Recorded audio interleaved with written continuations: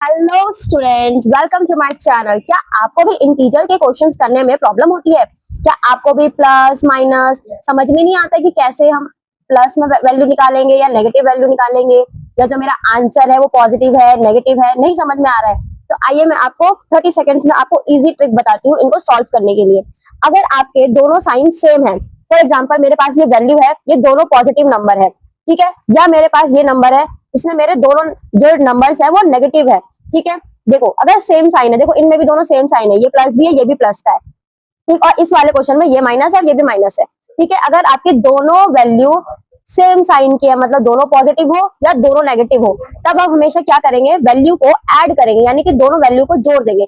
For example +5 and +8, मैंने इन दोनों को ऐड कर दिया, जोड़ दिया, तो जोड़ के मेरे पास आंसर आ रहा है 13, ठीक है। वैसे ही अगर मेरे दोनों नंबर नेगेटिव है, यानी कि माइनस क्या है, -5 माइनस का 8, तो भी मैं क्या करूंगी, इन दोनों को जोड़ दूंगी, तो मैंने जोड़ के लिख दिया 13।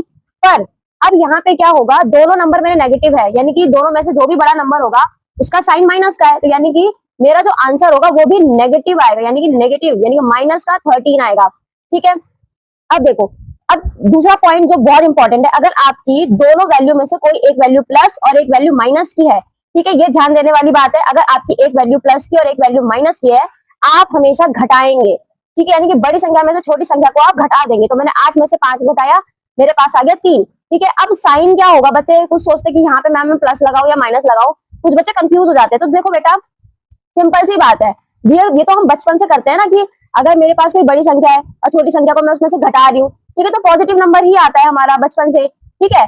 पर फिर भी अगर आपको कंफ्यूजन होती है तो आप ये ध्यान रखना, जब भी एक वैल्यू आपकी प्लस की और एक वैल्यू माइनस की होती है, तो हम जो घटा के आंसर लिखते हैं उसको लिख दो पहले, फिर आप दोनों नंबर्स में कंपेरिजन करो कि इन दोनों में से बड़ा कौन है। तो देखो यहाँ पे 8 बड़ा है, तो 8 का साइन क्या है, पॉजिटिव, यानी कि प्लस का नंबर है, तो जो मेरा आंसर है वो भी पॉजिटिव आएगा, यानी कि प्लस की वैल्यू आएगी, ठीक। सिमिलरली देखो ये भी क्वेश्चन सेम ऐसा ही है, क्योंकि एक वैल्यू मेरी नेगेटिव है और एक वैल्यू मेरी पॉजिटिव है, यानी कि एक माइनस का है और एक प्लस का है।